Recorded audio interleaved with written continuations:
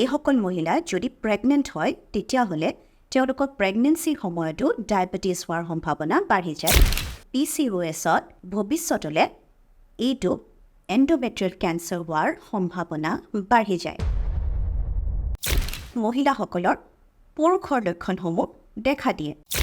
এতিয়া যদি আপুনি এই ইনসুলিন ৰেজিস্ট্যান্সটো কমাই দিব পাৰে যেটো আসলতে আপোনাৰ হাতত আছে যাৰ ফলত আপুনি এই যি লক্ষণসমূহ ভুগি আছে সেই লক্ষণসমূহৰ পৰা আপুনি সম্পূৰ্ণৰূপে আৰোগ্য হ'ব পাৰিব আমি সকলোৱে জানো যে টেষ্টষ্টেৰন হৈছে মেল সেক্স হৰমোন যেটো পুৰুষৰ শৰীৰত উৎপন্ন হয় কিন্তু আপুনি জানেনে কম পৰিমাণে এই হৰমোন আমাৰ মহিলাসকলৰ শৰীৰতো উৎপন্ন হয়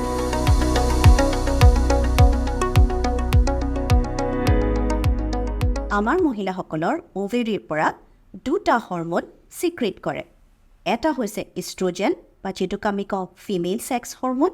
আৰু আনটো হৈছে টেষ্টষ্টেৰন যেটো কম পৰিমাণে উৎপন্ন হয় কিন্তু কিবা কাৰণত যদি এই টেষ্টষ্টেৰনৰ উৎপাদন শৰীৰত বেছি পৰিমাণে আৰম্ভ হয় তেতিয়াহ'লে মহিলাসকলৰ পুৰুষৰ লক্ষণসমূহ দেখা দিয়ে যেনে তেওঁলোকৰ মুখত দাঢ়ি গজা আৰম্ভ কৰে তেওঁলোকৰ পিম্পলছ ওলোৱা আৰম্ভ কৰে তেওঁলোকৰ চুলি সৰা আৰম্ভ কৰে স্পেশালি মূৰৰ মাজত তেওঁলোকৰ চুলি নোহোৱা হয় ইয়াৰ উপৰিও তেওঁলোকে weight gain কৰা আৰম্ভ কৰিব পাৰে তেওঁলোকৰ মাহেকীয়া হোৱাত অসুবিধা আৰম্ভ হ'ব পাৰে ইৰেগুলাৰ মেনষ্ট্ৰুৱেশ্যন হ'ব পাৰে বা বহু মাহ ধৰি তেওঁলোকৰ মাহেকীয়া বন্ধ হৈ থাকিব পাৰে আৰু কোনো মহিলাত এনেকুৱা ধৰণৰ লক্ষণসমূহে ইনফাৰ্টিলিটি বা কনচিভ কৰাটো অসুবিধা দিব পাৰে কোনো মহিলা এগৰাকীয়ে যদি এনে ধৰণৰ লক্ষণসমূহত ভুগি আছে তেতিয়াহ'লে তেওঁলোকে পলিসিষ্টিক ওভেৰিয়ান চিনড্ৰমত ভুগি আছে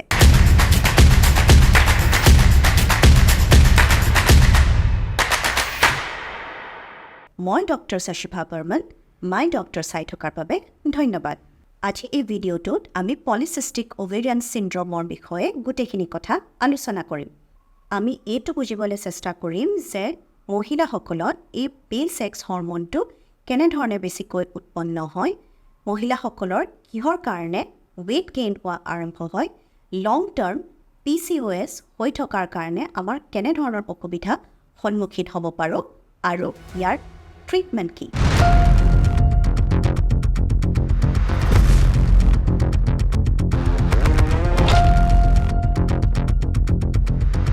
কিন্তু PCOSৰ বিষয়ে কথা পতাৰ আগতে আমি প্ৰথমতে PCOD অৰ্থাৎ পলিসিষ্টিক ওভেৰিয়ান ডিজিজ মানে কি হেতু বুজি লওক আহকচোন পলিসিষ্টিক ওভেৰিয়ান ডিজিজত আমাৰ শৰীৰত সৰু সৰু কিছুমান সিস্ট ডেভেলপ হয় আৰু এই সিস্টবোৰ পানী জ্বলাৰ নিচিনা হয় ইউজুৱেলি যদি আমাৰ ওভেৰিত 10টাতকে বেছি সিস্ট জমা হয় তেতিয়া আমি এই কণ্ডিশ্যনটো পলিসিষ্টিক ওভেৰিয়ান ডিজিজ বুলি কওঁ যেতিয়া আমাৰ ওভেৰিত এনে ধৰণৰ সিস্ট হোৱা আৰম্ভ হয় তেতিয়া আমাৰ ওভেৰিৰ যেটো মেইন ফাংচন বা কাম হেতুত বাধা উৎপন্ন হয় আমাৰ ওভেৰিৰ মেইন কামটো হৈছে প্ৰতি মাহে মাহে এক বা ডিম্বাণু ৰিলিজ কৰা কিন্তু যেতিয়া আমাৰ ওভেৰিত এনে ধৰণৰ বহুত সিস্ট হোৱা আৰম্ভ হয় তেতিয়াহ'লে আমাৰ ওভেৰিয়ে এই ডিম্বাণু উৎপাদন হোৱাত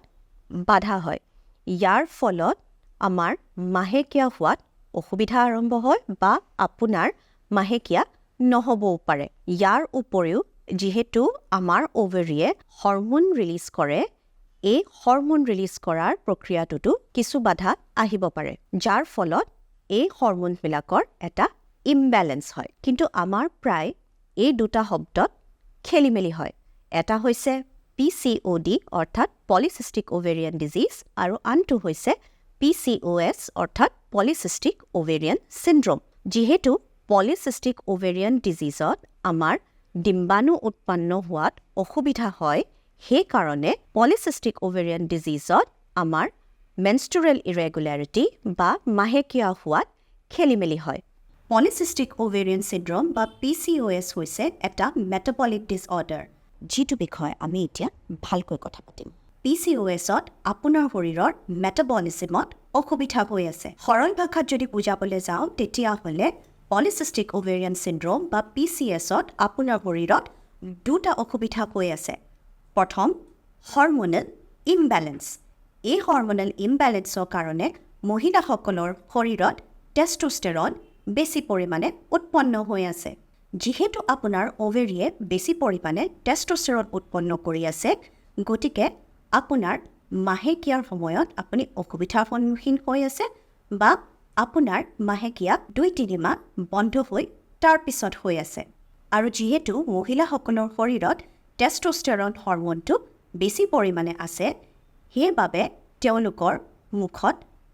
চুলি গজা আৰম্ভ হৈছে বা তেওঁলোকৰ মুখত পিম্পলছে দেখা দিয়ে বা তেওঁলোকৰ চুলি সৰা আৰম্ভ কৰে বা মূৰৰ মাজমজিয়া তেওঁলোকৰ বলনেছ বা চুলি সৰা দেখা যায়।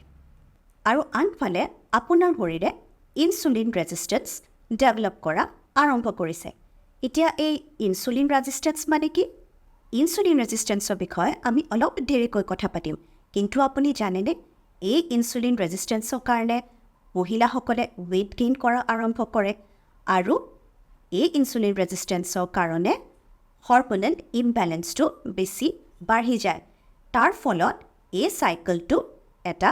কণ্টিনিউৱাছ প্ৰচেছত চলি থাকে। এতিয়া যদি আপুনি এই ইনচুলিন ৰেজিষ্টেঞ্চটো কমাই দিব পাৰে, যিটো আচলতে আপোনাৰ হাতত আছে, তেতিয়া আপুনি ক'ৰবাত না ক'ৰবাত এই চাইকেলটো ভাঙি দিব, যাৰ ফলত আপুনি এই ৰূপে আৰোগ্য হ'ব পাৰিব। গতিকে PCOS হ'লে মহিলাসকলে চিন্তা কৰিব নালাগে, আপোনালোকৰ হাততে ইয়াৰ মূল মন্ত্ৰ আছে। আহক প্ৰথমে আমি বুজো ইনচুলিন ৰেজিষ্টেঞ্চ মানে কি। ইনচুলিন হৈছে এটা হৰম'ন যিটো আমাৰ শৰীৰৰ পেনক্ৰিয়াছ নামৰ অৰ্গেন এটা উৎপন্ন হয়। এই ইনচুলিনটোৰ কাম হৈছে যে আমাৰ ব্লাডত থকা গ্লুক'জ বা চুগাৰখিনিক আমাৰ শৰীৰৰ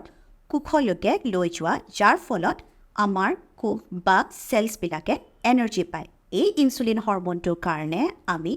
নৰ্মেল মানুহ এজন যাৰ ডায়েবেটিছ নাই, তেওঁ যিমান পৰিমাণে মিঠা নাখাওক কিয় তেওঁলোকৰ শৰীৰত কোনোদিনে চুগাৰৰ পৰিমাণটো বাঢ়ি নাযায়। কাৰণ তেওঁ যিমানেই মিঠা নাখাওক কিয় আমাৰ শৰীৰে সিমান পৰিমাণে ইনচুলিন উৎপন্ন কৰে, যাৰ ফলত এই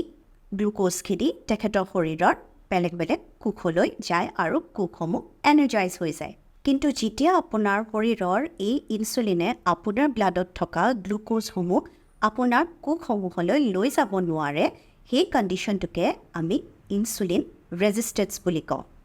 যিসকল মহিলাই PCOSত ভুগি আছে, তেওঁলোকৰ শৰীৰতো ইনচুলিন ৰেজিষ্টেঞ্চ ডেভেলপ হোৱা আৰম্ভ কৰে। মানে তেওঁলোকৰ শৰীৰৰ এই ইনচুলিন হৰম'নটোৱে সঠিকভাৱে কাম কৰা নাই, যাৰ ফলত মহিলাসকলৰ শৰীৰত চুগাৰৰ পৰিমাণটো বহু বেছি পৰিমাণে বাঢ়ি থাকে। ইয়াৰ ফলত তেওঁলোকৰ ৱেইট গেইন হোৱা আৰম্ভ হয়। আৰু এই ইনচুলিন ৰেজিষ্টেঞ্চৰ কাৰণে আমাৰ শৰীৰত হৰম'নেল ইমবেলেঞ্চ হোৱা আৰম্ভ হয়। PCOS হৈ থকা মহিলাসকলৰ এই ইনচুলিন ৰেজিষ্টেঞ্চৰ কাৰণে লং টাৰ্মত ব্লাড চুগাৰ হোৱাৰ সম্ভাৱনাটো বাঢ়ি যায়, মানে ডায়েবেটিছ হোৱাৰ সম্ভাৱনা বাঢ়ি যায়। এইসকল মহিলা যদি প্ৰেগনেণ্ট হয়, তেতিয়াহ'লে তেওঁলোকৰ প্ৰেগনেঞ্চিৰ সময়তো ডায়েবেটিছ হোৱাৰ সম্ভাৱনা বাঢ়ি যায়, যিটোক আমি কওঁ জেষ্টেশ্যনেল ডায়েবেটিছ। ইয়াৰ উপৰিও মহিলাসকলে হাই ব্লাড প্ৰেছাৰ বা হাইপাৰ টেনশ্যনত ভুগিব পাৰে। এই ইনচুলিন ৰেজিষ্টেঞ্চৰ কাৰণে PCOS হৈ থকা মহিলাসকলৰ হৃদৰোগৰ সম্ভাৱনাও বহু পৰিমাণে বাঢ়ি যায়। আৰু যিহেতু PCOSত ইনচুলিন ৰেজিষ্টেঞ্চৰ কাৰণে আপোনাৰ মাহেকীয়া বহু মাহ ধৰি বন্ধ হৈ থাকিব পাৰে, সেইকাৰণে ভৱিষ্যতলৈ এইটো এণ্ডোমেট্ৰিয়েল কেঞ্চাৰ হোৱাৰ সম্ভাৱনা বাঢ়ি যায়। এতিয়া গুৰুত্বপূৰ্ণ কথাটো হৈছে যে আপুনি কি কৰিব পাৰে এই PCOS বেমাৰটোৰ পৰা হাত সাৰিবৰ কাৰণে। যিহেতু আমি গম পালোঁ যে পলিচিষ্টিক অভেৰিয়ান চিণ্ড্ৰম বা PCOSৰ মূল কাৰণটো হৈছে ইনচুলিন ৰেজিষ্টেঞ্চ, সেইকাৰণে আমি কিছুমান লাইফষ্টাইল মডিফিকেশ্যন আৰু ডায়েটৰী মডিফিকেশ্যন কৰিলে এই PCOSৰ পৰা সম্পূৰ্ণৰূপে আৰোগ্য হ'ব পাৰোঁ। যিহেতু ইনচুলিন ৰেজিষ্টেঞ্চেই হৈছে PCOSৰ মূল কাৰণ, গতিকে আমি আমাৰ খাদ্যৰ পৰা চুগাৰৰ পৰিমাণটো সম্পূৰ্ণৰূপে কমাই দিব লাগিব। ইয়াৰ উপৰিও আমি জাংক ফুড খোৱা বন্ধ কৰিব লাগিব বা চুগাৰ থকা ড্ৰিংকছ যেনেকৈ ক'ল্ড ড্ৰিংকছ বা ছ'ডা, এই সকলোবোৰ বস্তু বন্ধ কৰিব লাগিব। ইয়াৰ উপৰিও আমি স্মোকিং আৰু এলকহল যদি সেৱন কৰোঁ এইবিলাকো আমি বন্ধ কৰিব লাগিব যিহেতু ইনচুলিন ৰেজিষ্টেন্সৰ কাৰণে আমি ৱেইট গেইন কৰোঁ গতিকে আমি এটা হেলদি লাইফষ্টাইল আৰম্ভ কৰিব লাগিব আমি ডেইলি 20 মিনিট সদায় খোজকঢ়া আৰম্ভ কৰিব লাগিব ইয়াৰ লগতে আমি কিছুমান ফিজিকেল এক্টিভিটি কৰিব লাগিব যিটোৱে আমাক আমাৰ ওজন কমোৱাত সহায় কৰিব আপুনি দেখিব যে যেতিয়া আপুনি আপোনাৰ ডায়েটৰী মডিফিকেশ্যন আৰু ৰেগুলাৰ ফিজিকেল এক্টিভিটিৰ দ্বাৰা আপোনাৰ ওজন কমোৱা আৰম্ভ কৰিব তেতিয়া আপোনাৰ এই পলিচিষ্টিক ওভেৰিয়ান চিণ্ড্ৰমৰ সকলো লক্ষণ ক্ৰমান্বয়ে কমা আৰম্ভ কৰিব আৰু আপুনি কিছুদিনৰ ভিতৰতে এই বেমাৰটোৰ পৰা সম্পূৰ্ণৰূপে আৰোগ্য হ'ব পাৰিব আৰু ইয়াৰ লগে লগে আপুনি দেখিব যে আপোনাৰ মাহেকীয়া নিয়মিত ৰূপে হোৱা আৰম্ভ কৰিছে আৰু ইয়াৰ উপৰিও আপোনাৰ মুখত যি ধৰণে চুলি গজা আৰম্ভ কৰিছে বা পিম্পলছ ওলাইছে এই সকলোবোৰ কমা আৰম্ভ হৈছে ইয়াৰ উপৰিও আপোনাৰ চুলি সৰা আৰু বাকী আনসমূহ লক্ষণো ক্ৰমান্বয়ে কমা আৰম্ভ কৰিছে আৰু আপুনি এই পলিচিষ্টিক ওভেৰিয়ান চিণ্ড্ৰম বেমাৰটোৰ পৰা আৰোগ্য হোৱা আৰম্ভ কৰিছে কিন্তু আপুনি আপোনাৰ গাইনকলজিষ্টৰ পৰামৰ্শ ল'বলৈ নাপাহৰিব সুস্থ থাকক সজাগ থাকক